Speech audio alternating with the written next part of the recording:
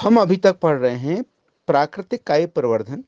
प्राकृतिक कायिक प्रवर्धन में हमने अभी उसका पहला भाग, जो पेज नंबर 2 में आपने देखा था, 5 भाग लिखाए हैं मैंने, नोट्स भेज रखे हैं आपको। पहला भूमिगत तने, वो आपको पूरा बता दिया है। दूसरा अर्धवायवीय तने है, बी नंबर जो है अर्धवायवीय तने है, अब इसको तो आपको समझना है। अर्धवायवीय तने सब एरियल स्टेम, इस प्रकार के जो नाम से ही आपको लग रहा होगा अर्धवायवीय, जो थोड़े बहुत जमीन के नीचे हैं लेकिन जमीन के ऊपर भी हैं, ये थोड़े बाहर निकले हुए हैं। अर्धवायवीय, आधे ये जो है वायु में भी हैं और थोड़े जमीन के अंदर हैं, आधे अंदर आधे बाहर, तो अर्धवायवीय कहा गया। वायु में जो आधा है तो आधा जमीन के अंदर है। और इसमें क्या होता है कि ये तने जो होते हैं, इसमें प्रत्येक पर्व संधि जो होती है, पर्व और पर्व संधियां तने के दो मुख्य गुण हैं, ये आपको अवश्य आना चाहिए। पर्व संधि, आप जो बांस के डंडे देखते हैं, सीधे समझ लीजिए उसमें जो बीच में जो जहां पर गांठ होती है वो पर्व संधि है। एक गांठ से दूसरे गांठ के बीच की जो जगह है उसे जो होते हैं वो नोड कहते हैं, वो उसे इंटरनोड कहते हैं। पर्व हुए, और पर्व संधियों, गांठ माने संधि। और यहां से जो हमारा जो अर्धवायवीय तना है, जो जमीन में भूमिगत की बात कर रहा हूं आपसे, प्राकृतिक में, तो वहां पर अर्धवायवीय जो तने हैं उसमें क्या होता है कि ये तनों के जो पर्व संधियां हैं, वो पर्व संधियों से जो है ऊपर को शाखाएं निकलती हैं और नीचे को जड़ें निकलती हैं। और ये भी जो अर्धवायवीय तने हैं, इसको भी हमने फिर 4 भागों में बांट रखा है। पहला है रनर, ऊपरी भूस्तरी। रनर मैंने दौड़ लगा रहा है कोई, समझ लीजिए आप इसको। ऊपरी भूस्तरी यानी तना कैसा है, विसर्पी है, फैला हुआ है जमीन में, और मृदा के बाहर की ओर क्षैतिज वृद्धि करता है। मृदा के अंदर कम रहता है, मृदा के बाहर ही बाहर वृद्धि करते रहता है, बिल्कुल लेटे लेटे चलता है, कहिए आप। तो इसमें क्या है, इससे जो पर्व संधियां उससे निकलती हैं शाखाएं और जड़ें, नीचे की ओर जड़ें, ऊपर की ओर शाखाएं निकलती हैं। और सबसे बेस्ट एग्जाम्पल पहले सुन लीजिए, वो है दूब घास।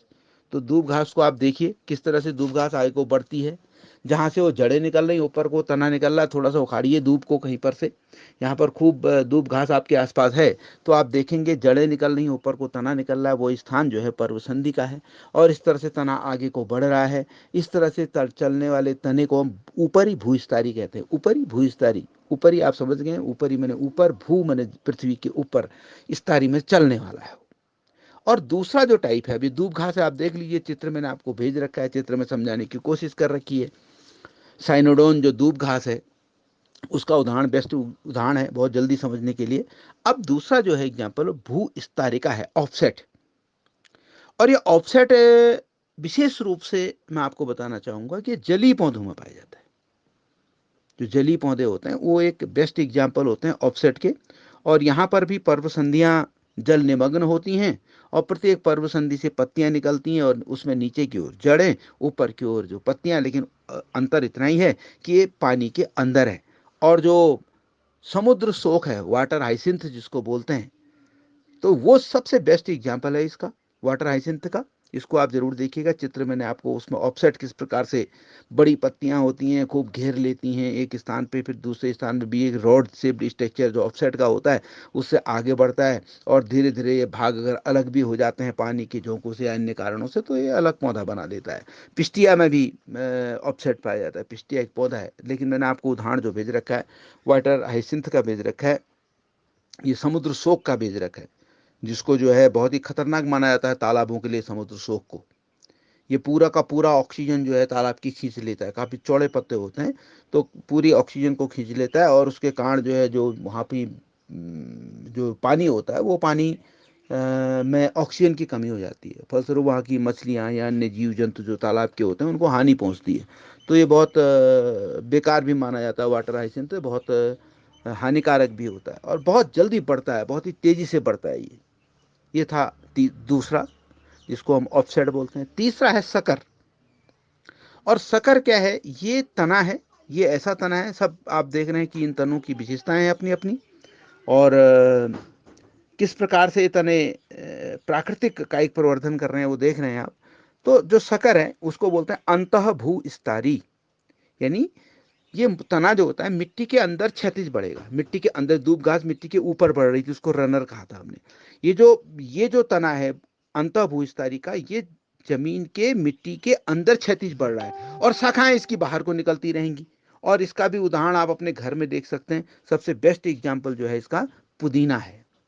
उसकी जड़ें आप देखते हैं, वो पुदीने का जो तना है वो जमीन के अंदर रहता है, और पुदीना हमको जो बाहर जो शाखाएं होती हैं बाहर को निकलती हैं।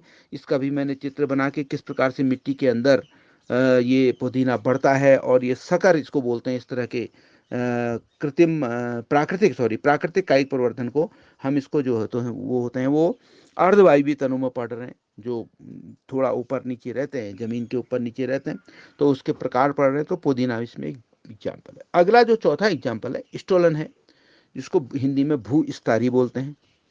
इसमें क्या होता है, शाखाएं छोटी होती हैं, बहुत घनी होती हैं, और सभी दिशाओं में चारों तरफ निकलती हैं स्टोलन में। और ये भी जमीन से रहेगा, थोड़ा सा जमीन के ऊपर बढ़ता है, जड़ें नीचे को जाती हैं, तो इस तरह से आगे को क्रीप करता है ये भी। तो स्टोलन है ये, भूस्तारी बोलते हैं इसको। इसका बेस्ट एग्जाम्पल जो है वो फ्रेगेरिया है, मीन्स स्ट्रॉबेरी, सुना होगा आपने। स्ट्रॉबेरी मार्केट में खाने के लिए फल भी आता है, छोटे छोटे डिब्बों में पैक होके आता है स्ट्रॉबेरी, बड़ा पौष्टिक फल माना जाता है। तो स्ट्रॉबेरी का जो पौधा है वो स्टोलन के रूप में इसका ये आता है। भूमिगत अर्धवायवी जो तने हैं, अर्धवायवीय तने में पहला था ऊपरी भूविस्तारी, आप अपने नोट्स में देखिए। दूसरा भूविस्तारी का, और तीसरा अंतः भूविस्तारी, और चौथा स्टोलन। तो चार प्रकार थे अर्धवायवीय तने के।